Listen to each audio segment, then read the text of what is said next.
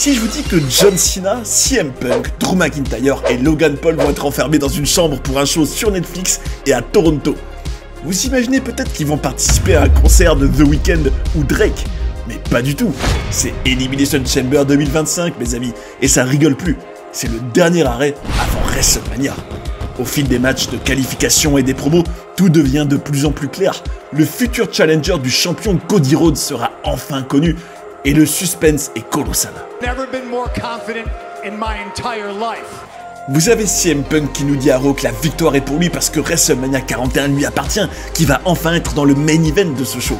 Vous avez John Cena qui tourne dans un film, mais qui a promis qu'il gagnerait parce qu'un main event pour gagner son 17e titre, c'est le mieux pour le business à ses yeux.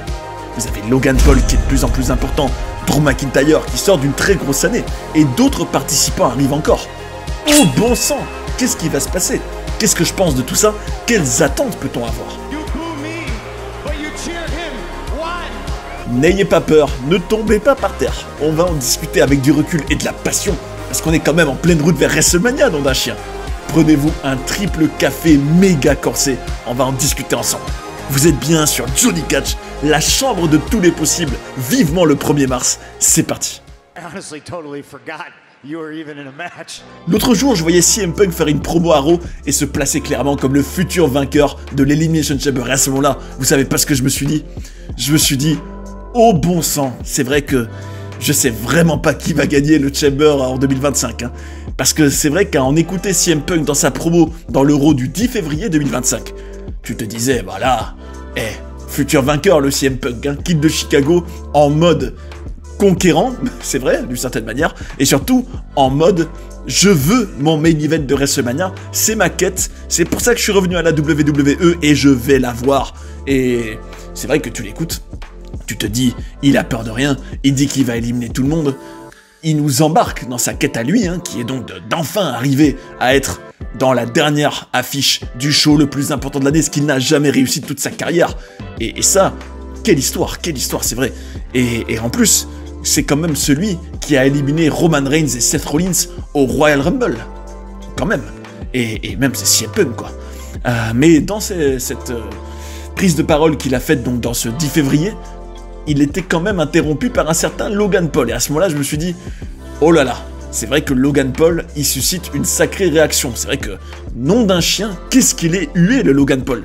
C'est vrai que il est peut-être un des heels les plus...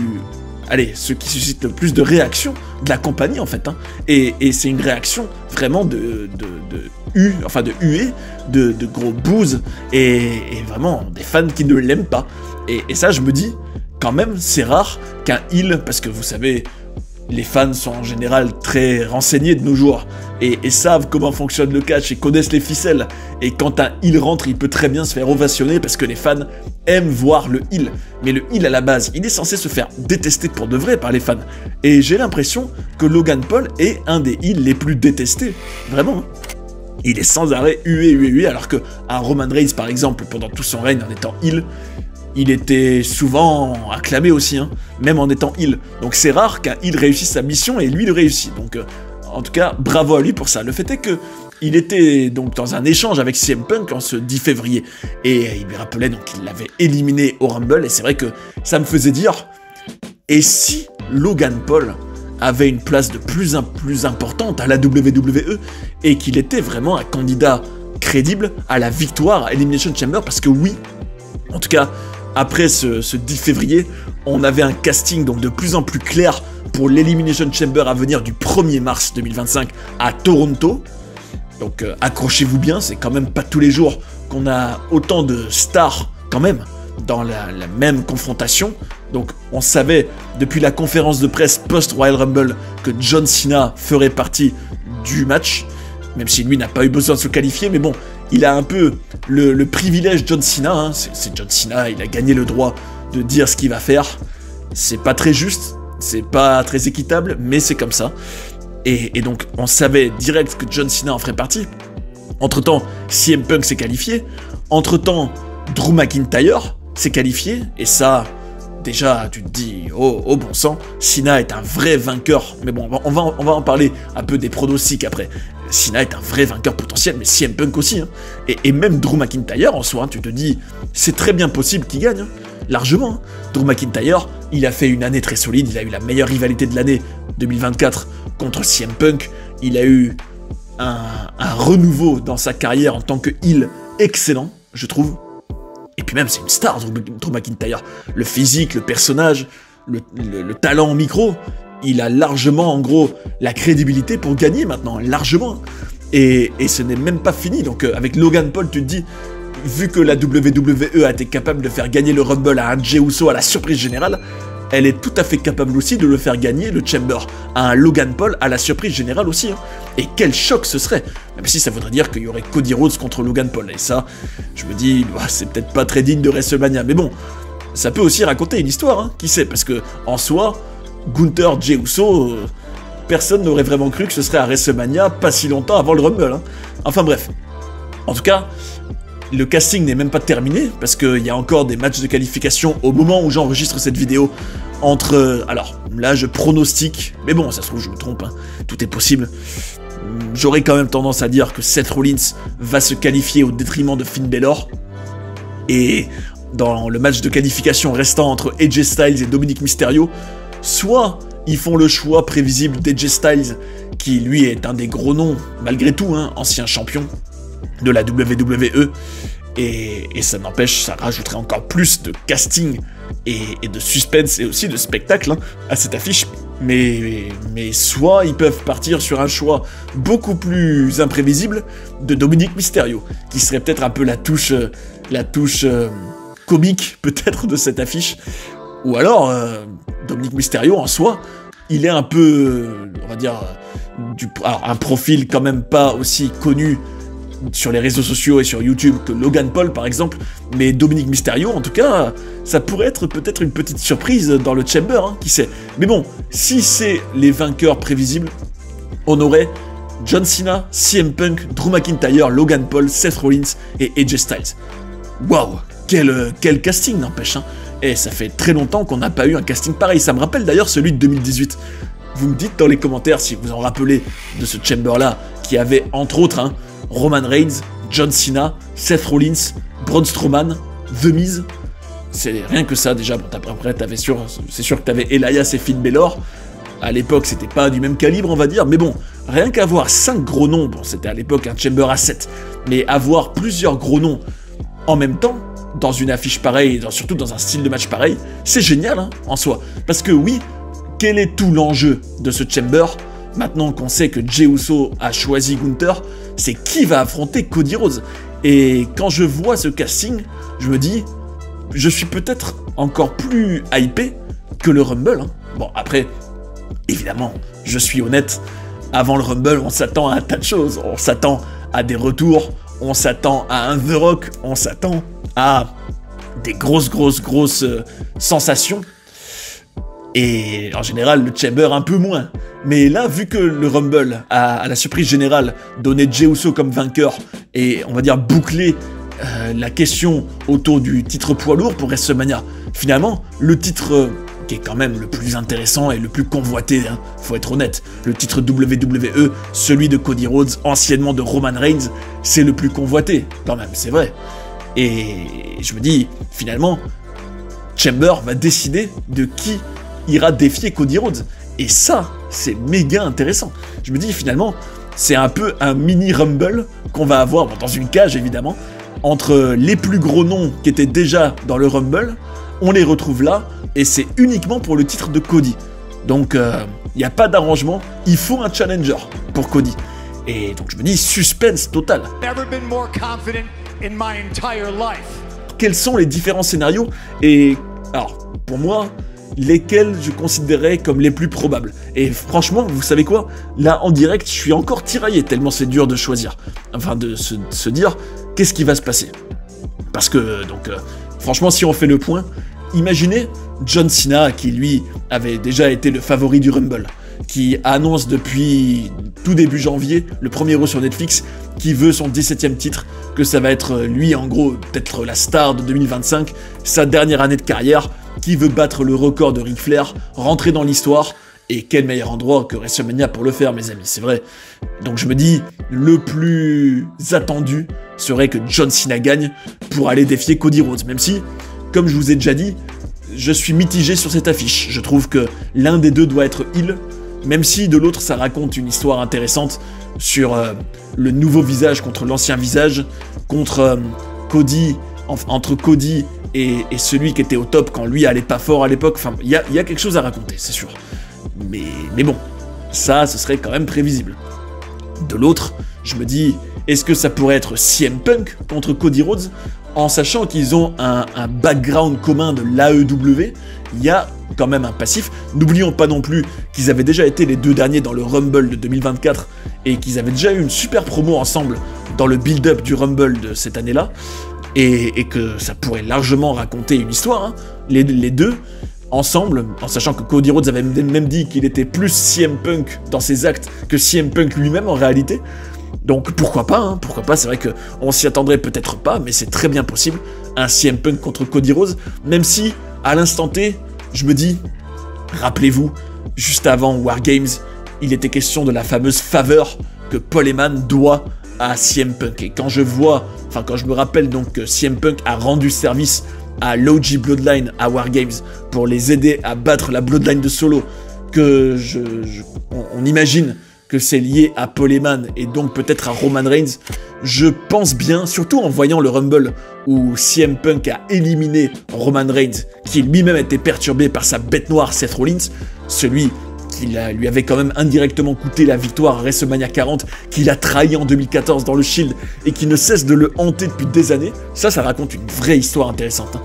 Je me dis, j'ai l'impression, et c'est aussi ce que disent les rumeurs sur le web, mais bon, pas besoin de les lire pour les deviner, qu'on se dirigerait vers un Punk qui perdrait peut-être le Chamber et qui demanderait donc à ce moment-là la faveur à Paul Heyman, à savoir de pouvoir faire son main event de WrestleMania, même sans avoir pris les chemins traditionnels, à savoir je gagne le Rumble ou le Chamber, et donc j'encaisse ma faveur de Paul Heyman qui est d'avoir le main event de WrestleMania contre Roman Reigns.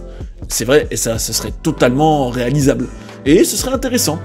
Comme je vous l'ai déjà dit, Roman contre Punk, c'est une affiche qui m'excite. Pourquoi ? Parce que deux Paul Heyman guys, en tout cas, un jour ils l'ont été, et Paul Heyman au milieu qui serait tiraillé.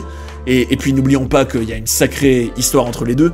Roman qui avait critiqué Punk, et Punk qui, à l'époque du Shield, avait déjà été lié dans le kayfabe à Roman Reigns. Donc je me dis, ils ont une vraie histoire à raconter les deux, hein.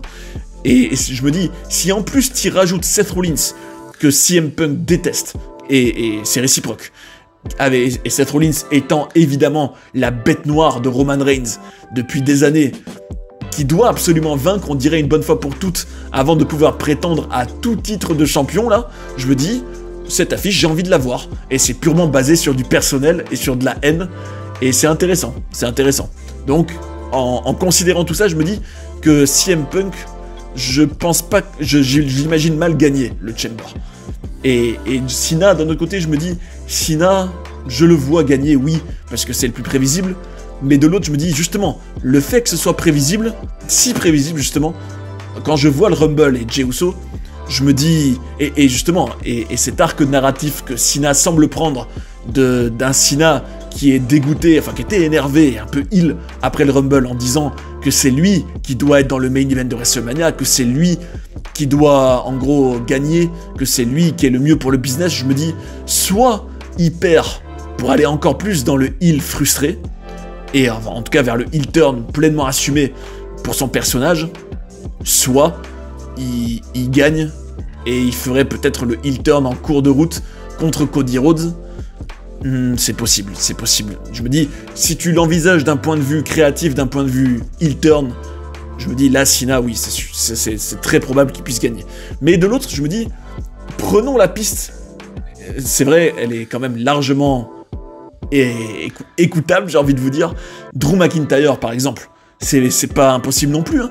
Drew McIntyre, alors, apparemment, il y avait un peu de grabuge par rapport à son élimination au Royal Rumble face à Damien Priest. Et c'est vrai que je me dis, là, autant un Jey Uso contre Gunther, je me dis, on l'a déjà vu plein de fois, mais ça raconte une histoire. Autant Drew McIntyre contre Damien Priest, on l'a déjà vu plusieurs fois, et là, personnellement, je vous le cache pas, j'ai pas envie de le revoir. Je me dis, à ce moment-là, je vous dis que, à moi, vous pouvez me croire, Drew McIntyre contre Damien Priest, faut pas faire ça à WrestleMania 41, non, non, non, non, non, c'est une mauvaise idée, c'est vrai, on l'a déjà vu, et puis surtout, il y a même pas de titre en jeu, à la limite, s'il y avait un titre en jeu, mais c'est même pas le cas. Bref. Le fait est que Drew McIntyre, s'ils ont la bonne idée d'un peu changer les plans autour de lui, a un vrai passif avec Cody Rhodes. Et que c'est pas du tout impossible, vu à quel point c'est un excellent heel, Drew McIntyre, à quel point il a un passif donc avec Cody Rhodes, puisqu'ils ont été champions par équipe il y a très longtemps, un peu dans une autre vie. Le fait aussi que Drew McIntyre avait fait une victoire par tombée sur Cody Rhodes dans sa grande quête pour finir son histoire, c'est quand même pas rien. Et puis, n'oublions pas que Drew McIntyre est venu à SmackDown pour pouvoir challenger Cody Rhodes, donc tu te dis, Drew McIntyre est largement une piste crédible pour gagner le Chamber. Hein. Et c'est vrai qu'un Cody Rhodes contre Drew McIntyre serait totalement imprévisible depuis des mois. C'est vrai que depuis des mois, on entend parler d'un Cody Rhodes contre Roman Reigns 3, d'un Cody Rhodes contre The Rock, qui lui est teasé depuis le lendemain de WrestleMania 40. On entend parler d'un Cody Rhodes contre Randy Orton, qui lui est aux abonnés absents, en tout cas au moment où on est vers la moitié du build-up de l'Elimination Chamber, il est aux abonnés absents. Tu te dis, il va quand même bien finir par revenir pour WrestleMania, qu'est-ce qu'il va faire? Alors, c'est vrai qu'on pourrait se dire, en plus, en considérant que Kevin Owens semble parti sur une énième rivalité contre Sami Zayn, tu te dis, peut-être que Orton ne va pas avoir une rivalité tout de suite contre Owens, en tout cas pas pour WrestleMania, et donc, peut-être qu'Orton, et c'est pour ça que je vous dis que tellement de choses sont possibles, pouvez-vous seulement imaginer qu'Orton revienne et que ce soit lui l'adversaire de Cena, comme je l'ai d'ailleurs voulu à une époque. Hein. Cena-Orton, l'affiche, le classico de la WWE à WrestleMania pour le dernier WrestleMania de Cena, c'est très bien, hein. C'est très bien, ça me plaît beaucoup. Même si ça peut aussi être ça pourrait être, d'ailleurs j'avais lu une rumeur d'un show qui s'appellerait Ruthless Aggression comme dernier show de 2025, qui serait le dernier PLE de Cena. Franchement, c'est une très bonne idée, je trouve, hein. Ce qui rappelle une de ses toutes premières phrases à la WWE, Ruthless Aggression. Bon, ce serait pas contre Kurt Angle, malheureusement, mais un Cena Orton à ce moment-là serait aussi génial. Donc, quid de Randy Orton dans toute cette histoire, hein, c'est vrai. Donc, tu peux te dire, Drew, il peut très bien gagner, mais Logan Paul, moi je me dis, Logan Paul, ce serait vraiment un peu comme Jey Uso au Rumble, la surprise que personne ne voit venir. Mais après, la question, ce serait contre Cody Rhodes, vraiment. En fait, ça dépend un peu de quel match on fait ailleurs, à côté. Pouvez-vous seulement imaginer un Logan Paul qui gagne le Chamber? Cena, à ce moment-là, il aurait pas de title shot à WrestleMania, a priori. Et il faudrait bien un match à WrestleMania. Et il pourrait, par exemple, partir sur un des noms qu'il y avait dans le Chamber avec lui, qui lui a coûté son title shot. Peut-être si Drew McIntyre, par exemple, éliminait John Cena au Chamber, on pourrait partir sur un Cena Drew, hein, ça pourrait être super. Ou alors, un Cena qui, dans un move désespéré, justement, veut faire revenir Orton au plus vite pour qu'ils aient leur affiche. Ça peut aussi raconter une histoire intéressante, ça. Donc, si tu te dis qu'il y aurait peut-être ça, que CM Punk partirait sur une histoire avec Seth Rollins, qui aurait peut-être participé au Chamber, et peut-être un Roman Reigns qui serait même intervenu dans le Chamber, qui sait, c'est possible. Hein.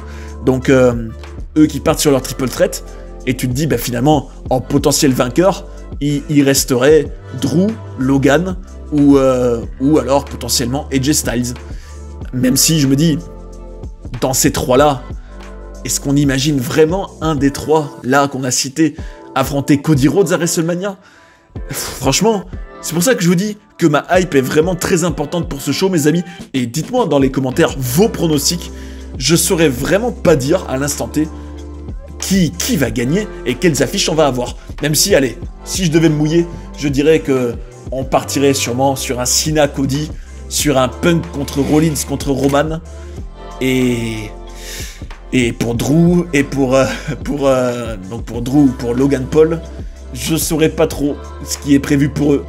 Mais d'un autre côté, un scénario que j'aimerais bien aussi personnellement, je vous le cache pas, c'est que justement, imaginez, Cena se fait éliminer. et soit prend la route d'Orton pour WrestleMania. Ou alors, Cena va affronter à WrestleMania celui qu'il a éliminé au Chamber, qui pourrait par exemple être un Drew McIntyre ou un Logan Paul. Franchement, ça m'étonnerait pas du tout un John Cena contre Logan Paul par exemple. Parce que John Cena, on le sait, il tient à faire ce qui est bien pour le business et à mettre en avant des jeunes talents, comme il l'a fait pour Austin Theory en 2023 d'ailleurs.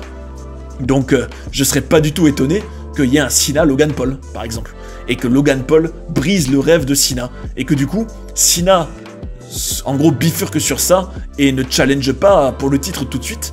D'ailleurs, et si tout ça racontait plutôt l'histoire d'un John Cena qui tente toute l'année d'avoir son title shot et qui ne l'obtiendra qu'en fin d'année, ce serait une histoire intéressante ça, hein. Ça je signerais pour ça d'ailleurs. Donc allez, je vais dire que Logan Paul pourrait éliminer Cena, et que là, un Roman Reigns revenant, après avoir été blessé a priori donc au Rumble, viendrait tataner CM Punk et Seth Rollins, et se venger en les éliminant tous les deux du Chamber, après que Punk ait éliminé Rollins et Roman au Rumble.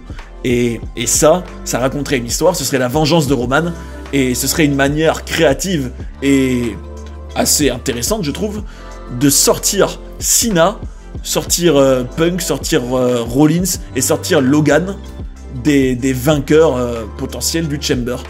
Même si, bon, évidemment, si Logan élimine Cena, faut bien qu'il se fasse éliminer par quelqu'un. Et c'est là que tu te dis, ça se jouerait entre Drew, Logan et peut-être AJ Styles, ou alors Dominic Mysterio.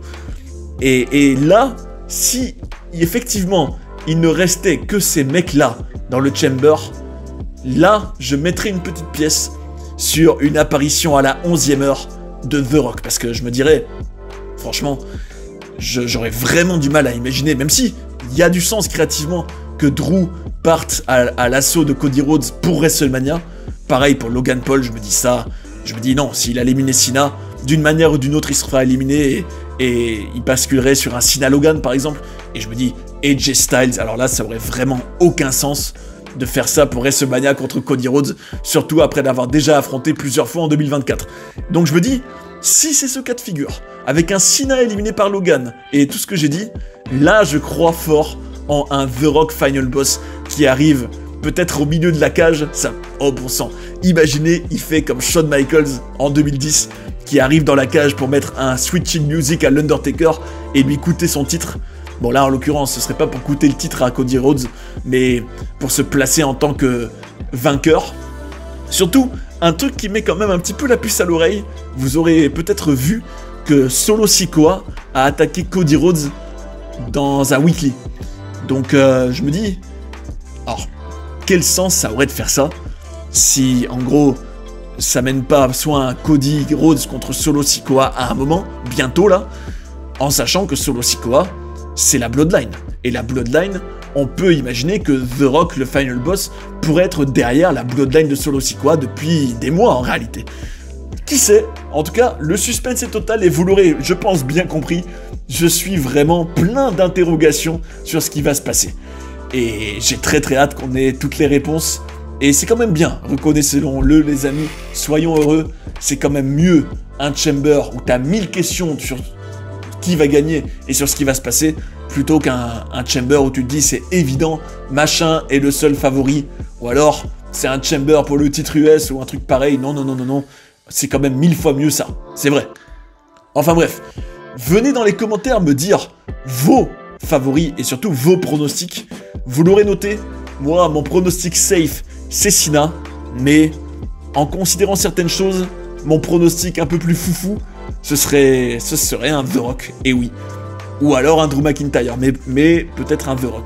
En sachant que The Rock avait aussi interagi avec Drew McIntyre quand il est venu à Raw sur Netflix le premier, et on sait pas ce qu'ils se sont dit. Peut-être qu'il y a eu un deal entre eux, que Drew doit faire en sorte que tout le monde soit éliminé pour que le Final Boss vienne prendre la place de vainqueur du Chamber. Qui sait? Tout est possible, et ça c'est excitant.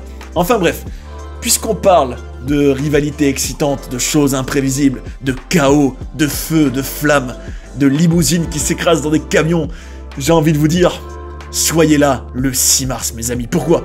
Parce que sur la chaîne ce jour-là, vous aurez une vidéo sur une des rivalités les plus folles et les plus ouf, les plus intenses de l'histoire de la WWE. est-ce que vous avez deviné de laquelle je parle? Si je vous dis Tombstone à Linda McMahon, si je vous dis un monstre qui brûle tout le monde, y compris un commentateur, qui met même des trucs électriques sur les roubibis d'un gars pour l'électrocuter complètement, et qui se fait même jeter dans des flammes. Bon, je pense que vous aurez deviné que je parle de la rivalité iconique entre Shane McMahon et Kane, bon sang. Et oui, et franchement, vous allez être en immersion dedans comme jamais, avec non seulement une, on va dire, une sorte de reconstitution, en tout cas, vous revivez comme si vous y étiez toute la rivalité de A à Z. Et croyez-moi, elle est géniale cette rivalité, je l'adore. Et croyez-moi, vous allez l'adorer aussi tellement elle est fou, elle est folle et incroyable. Mais en plus, vous saurez toutes les coulisses et les secrets dessus. Donc, les amis, soyez là le 6 mars, on va se régaler, Shane contre Kane, au bon sang. Enfin bref, espérons, en tout cas d'ailleurs je vous remercie pour vos commentaires, j'attends vos pronostics dans les commentaires, et j'en profite pour vous dire que vos commentaires sont précieux, ils aident la chaîne, et surtout là, je prendrai encore plus de plaisir à les lire, tellement tout est possible. Vraiment, tout est possible. Donc, merci pour vos commentaires, et espérons que l'Elimination Chamber du 1er mars 2025 soit à la hauteur de toutes les attentes qu'on a pu avoir, des choses qu'on a pu imaginer toutes les semaines précédentes. D'ailleurs, si vous avez envie de découvrir des documentaires sur des personnages incroyables ou d'apprendre plein de coulisses et de controverses de la WWE, j'ai tout ce qu'il vous faut ici. J'espère que vous avez passé un bon moment devant cette vidéo et je vous invite à rester sur Johnny Catch pour en voir d'autres. A tout de suite.